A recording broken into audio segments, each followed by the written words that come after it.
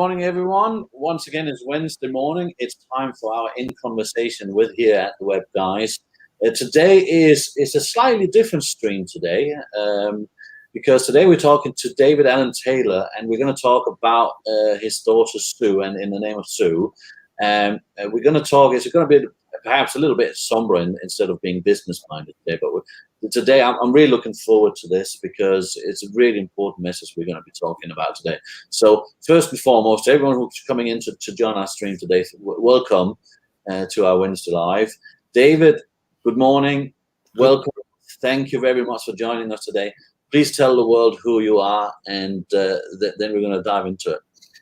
Good morning, Brian. David Alan Taylor, founder and director of In Sue's Name Charity. Wonderful, wonderful. So we're going to talk a little bit about cancer today, about cancer, how it affects families and all that kind of stuff. So David, if you want to sort of tell the world the story of what made you create In Sue's Name, the charity. Thank you, Brian. Yes. Go back to 15th of March 1968, when our beautiful daughter Sue, our firstborn, was born. And I always remember looking down at her little face and thinking, this is my life. I move forward now. I've got this wonderful little child. I've got to look after her. Fast forward to the 8th of January 2011. I held that beautiful girl's hand while she died at the age of 42, leaving 2 young children. She had been a joy in our lives. She had done 5 Race for Lives and a skydive for cancer research, because like all families, we'd lost a lot of family and friends to cancer. But she totally cared about others. That was her life. She gave so much to other people. There was literally 800 people at her funeral. It was hard to speak about that. But again, on the 8th of, I'm thinking now, it was back in November 2011, 26th November 2010, she said, phoned and said, Dad, they found 3 lesions on my brain and they're going to operate tonight. And we knew that was not good. 6 weeks later, she was dead. It was so hard over that Christmas. Over the Christmas, she was unconscious in a coma with, she'd had a fit and they put her into induced coma to help her through that. We had a wonderful New Year's Eve with her. She was on steroids. She was very shaky. She'd only been out of hospital for 48 hours. And we have a picture of her, which was the last picture we had together. She went into hospital on a Sunday, which was the 2nd of January. And on the Monday, she was trying to get to the toilet. Nobody would call her, come to her help. She went to the toilet and fell, smashed her head on the tumour, and was unconscious for 2 hours before they could do it. So, unfortunately, that exacerbated the problem. And 6 days later, on Saturday, the 8th of January, she died.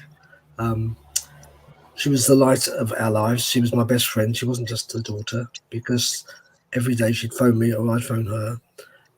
And her children were the legacy she left us. She left 2 lovely children, Sasha and Daniel, who were 12 and 10 at the time. And that's what made me, after 3 years of feeling sorry for myself, decide to set up the charity, because I wanted to keep her name alive, which is why it's called In Sue's Name. And I wanted her lovely children to remember their mother, and also to understand how much their mother was loved and how much she did for other people. So that's why I started the charity, Brian.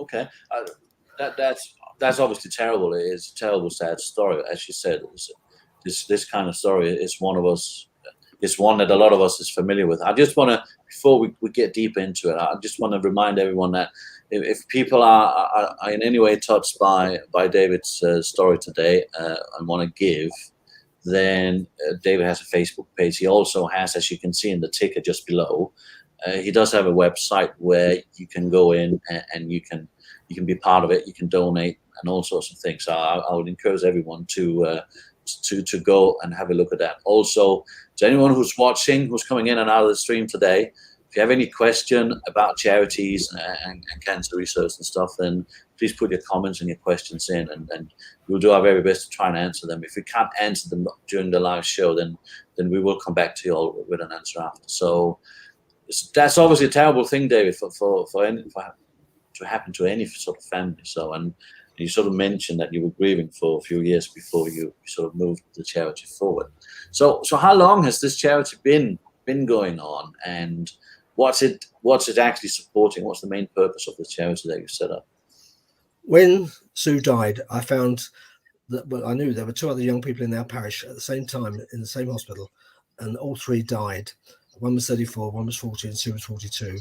That was part of the impetus.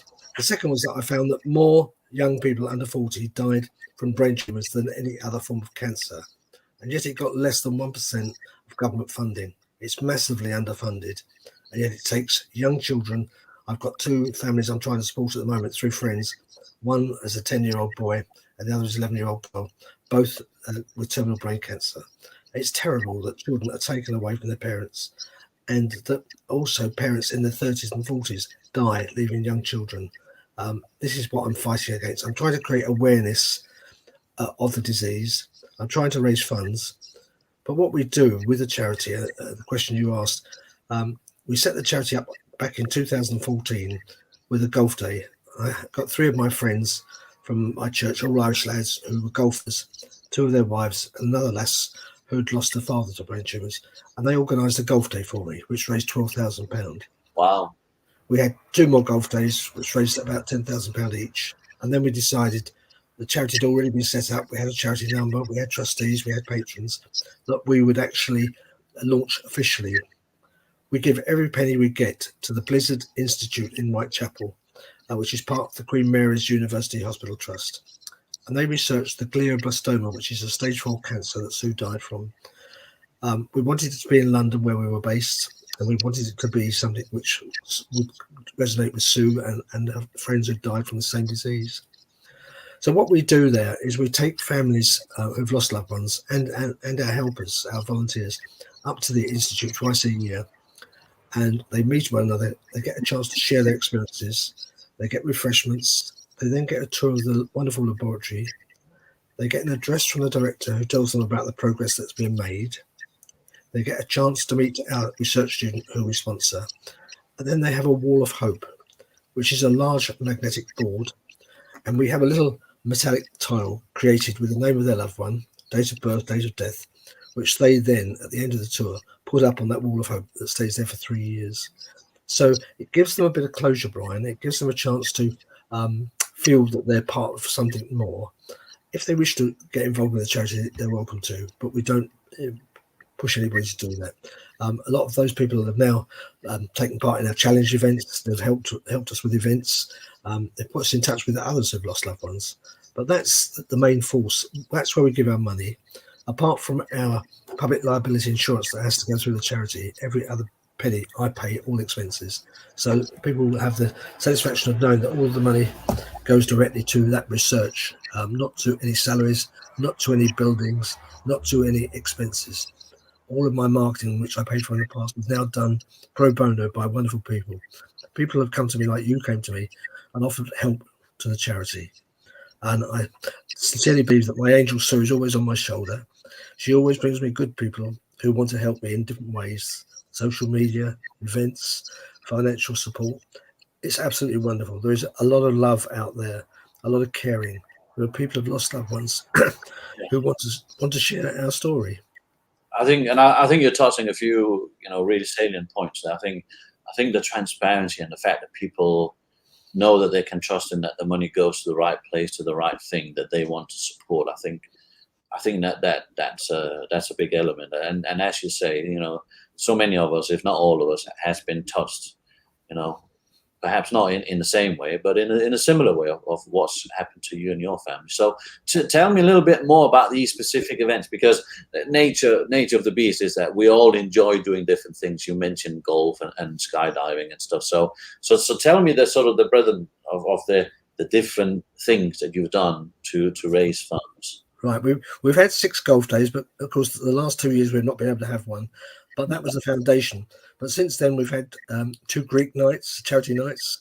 We've had an Italian night, we've had an Irish night, and we were due to have a Turkish night before the close down.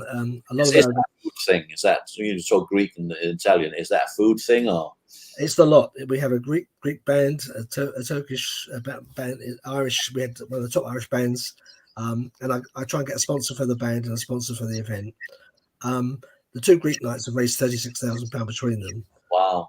The Italian night raised 14,000. The Irish night raised 15,000. Then we started doing challenge events. So 2 years ago, I was approached by one of my networking friends who said, we have 7 people in our chat who would like to do a skydive. We ended up having 40 people doing it, and we raised £48,000, of which I raised 16,000 myself. I jumped out of a plane at the age of 77, even though I was a scared stiff of heights and I suffered from vertigo. My wife said I was a silly old fool. And then last year on October the 4th, at the age of 80, my wife jumped out of a plane. But then she's a mad Irish woman, so she's allowed to do things like that. So I just that sounds fantastic. Just again to iterate to everyone who's joining in with us today, if you want to get involved, if you want to donate, please go to David's website in suesnname.org.uk. It's in the ticker below. Go and follow him and connect with him on Facebook and LinkedIn as well. So that sounds great. So these events that you're holding, are they mainly based around the area that you are, or are they sort of a bit wider cast throughout the UK, or how does that work? Well, I had one of my friends and her sister came down from Ormskirk to do the skydive. I had one of Sue's close friends bring 3 of her friends down from Nottingham to do the skydive. We had the abseil on Saturday. We've still got 2 more abseils to do this summer. One of the girls came down from near Peterborough. Nice. So people come from all sorts of places. But the interesting one was in February. We'd had a bad loss last year. We lost £90,000 on cancelled events. Everybody did. We weren't the only charity, but we were a small charity, and it hit us more than most. So we had a meeting of the volunteers and thought about virtual ideas. But somebody mentioned about a walk, and I woke up in the morning with this thought that we have this wall of hope at the Institute where we put these little tiles up in memory of loved ones. And I thought, wouldn't it be lovely to have a walk of hope for a wall of hope? And bearing in mind that March is Brain Tumour Awareness Month around the world, and that our Sue would have been 53 on the 15th of March, we got a real head of steam up. And the idea was that 100 people would walk 100 kilometres in 31 days and raise £100 each, which would have raised £10,000. We raised £42,000. Wow. £1,000 for each year of Sue's life. So again, Sue was working in overdrive. There were mums out with their prams, girls out with their dogs, people running, people cycling. We're only a little charity, but by golly, did the networking people get behind us. These were nearly all lovely girls and lads from networking. And they just all worked together. You can't underestimate the power of the network, can you? It's a fantastic thing. It's fabulous. But it's the fact that people, it's not just about business, it's about hearts. People care. And I think it's the old story that if you give something, you gain something from people. And it's like you giving to me and to our charity with your kind support today. That fact means that it goes out to other people and it touches other people, which, as you so rightly say, is so important. And I think, I can't thank you enough for what you're doing for us, Brian. No, we all want to do what we can, and which brings me on to my sort of next question to you is that, because obviously a lot of this hangs on you and your shoulder, and it's not only to fund but to organise and all that kind of stuff. What can people do? People watching this who wants to get involved, and obviously the obvious thing is to donate, and they all know they can go to your website in suesname.org.uk and donate for you. But what else can they do to help and support you? So what are you looking for from other people to sort of come in to make perhaps your life easier, to try and bring more awareness, or with the event, helping with the events? What can people do to help you and the charity then? There's a number of simple things. I'm not sure if you're aware of Amazon Smile, Brian. It's a mirror site with Amazon. And what they do is if you buy from Amazon but don't use Amazon Smile, you can transfer to that. It's very simple to do. And you can then nominate your charity. It doesn't have to be us. It could be something that's dear to your heart. And by doing that, we then get half a p in the pound. Now, that's peanuts, but we've already got 400 people doing it. And if we can get that up to 4,000, then there would be a lot of money coming in. It's a simple thing that doesn't cost anything for anybody. So that's at a simple level. Secondly, if people feel they can help by liking our posts, sharing our posts, talking to people about what we're trying to do, getting the message out there. We're a small charity based in North London, and the pandemic has given me a reach that I'd never dreamt of having. Networking in Essex, Suffolk, Cambridge, Milton Keynes, Bedfordshire, all over the place. And I met so many lovely people like yourself that I wouldn't have met on a day-to-day basis, face-to-face, because we're not near enough to one another. So that is a wonderful creation, and it's important that we take advantage of that. And I'd love to set up small little groups in different areas where people have direct interest in brain tumours because they've lost somebody, and to get people to set up little groups and maybe run a little small local event. It might be only a couple of £100, but more and more people organising little events like that, or taking part in our challenge events, the Walk of Hope, which could be done anywhere from the Orkney Isles down to Penzance, because it's not a matter of lining up together, it's a matter of people doing it in their own time. There's all sorts of ways they can help us like that. But to my mind, the biggest thing is spreading that awareness, putting us in touch with people who've lost loved ones, who feel alone, who feel that they're not being helped. Because we only had Sue for 6 weeks, but I know people I've spoken to have lost somebody in 2 days from diagnosis to death. And that's the impact of brain tumours. There's no signs, apart from the odd headache, no real signs. And it's going to take a long time to cure it. But I feel if I don't do something now, then there's going to be other families that lose children and other children that lose their parents. And I want to try and stop it. I can't stop it on my own, but I can make a contribution with the help of others. And the more people that get involved in our charity in their own particular way, they don't have to give money. If they want to help in any other way they feel, contact me, please, through the website and say, David, I've got an idea. I want to do this. David, I want to try and help you with your social media, whatever it is they want to do. Then that would be wonderful, because I'm not really alone. I've got a great marketing committee who help me, who give help on the videos, the Twitter, all sorts of things, YouTube. I've got wonderful people, and I've got others who will help with running the events. But I still have to be the driving force behind it, because she's in my heart, she's in my mind, she's in my soul. And because of this, I look forward every day to something new happening. And this is a new dawn, a new beginning for me, doing this interview.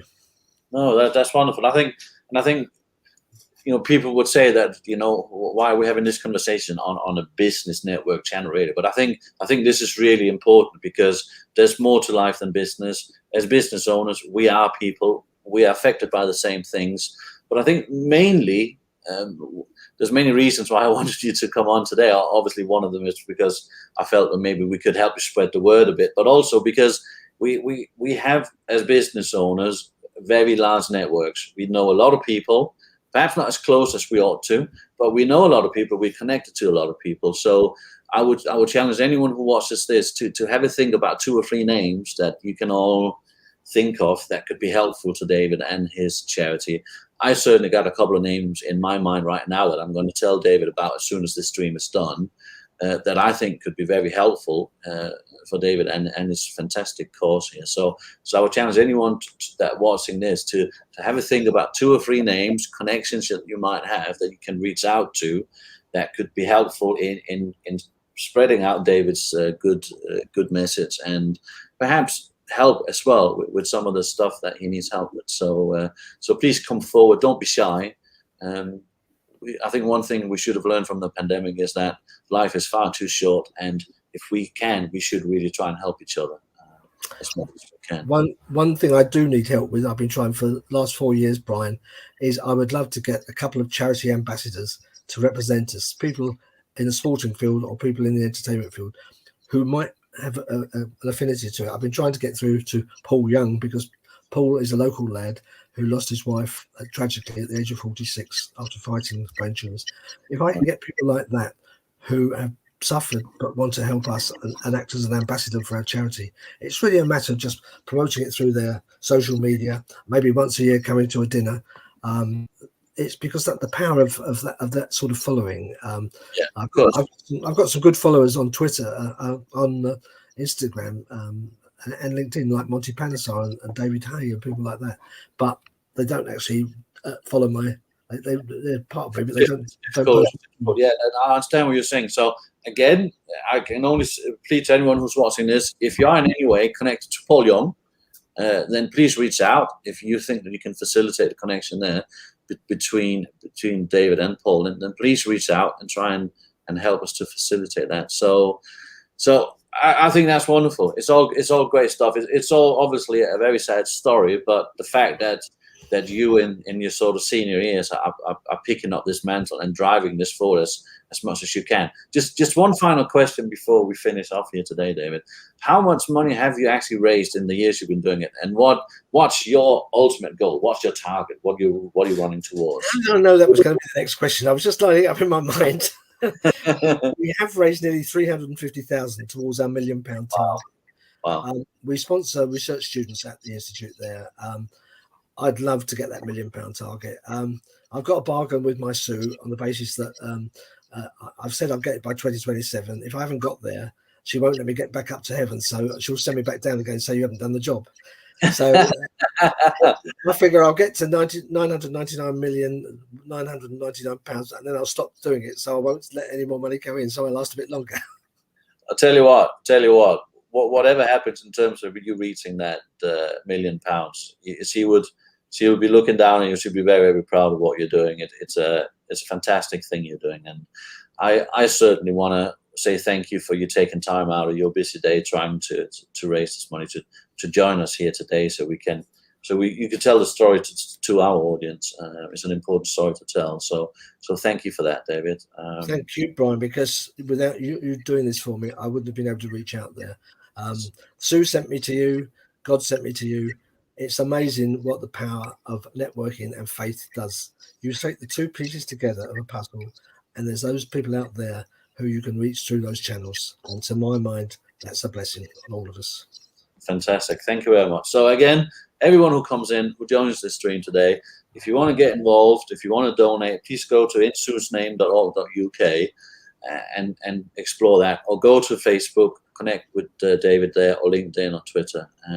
Thank you everyone for watching. That's the end of another We're in conversation with on our Wednesday morning lives. We're going to have a little bit of a break because of the summer holidays. I'm going to be joined again on the 18th of August by Paul Rose, who is a voice-over artist and so many other things. And he's going to talk about that whole world, which is, I'll be honest, quite a new world to me. So I'm going to be quite excited to see what he has to say. So thank you, David. Thank you for joining us. To everyone who's watching, thank you for spending your time with us today. And we shall see you all again very soon.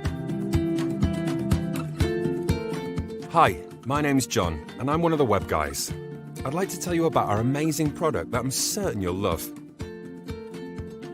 There are lots of companies out there who offer website and business tools, from the very cheap do-it-yourself to the very expensive bespoke products. What we offer at the Web Guys is a unique package that we're sure will cater to all your business's needs. We'll deliver a world-class website that's created specifically for you and your business, and with everything you need to manage it. It's so simple. All you have to do is choose a look and we'll do everything else. We'll design, build, set up and customize your website for you.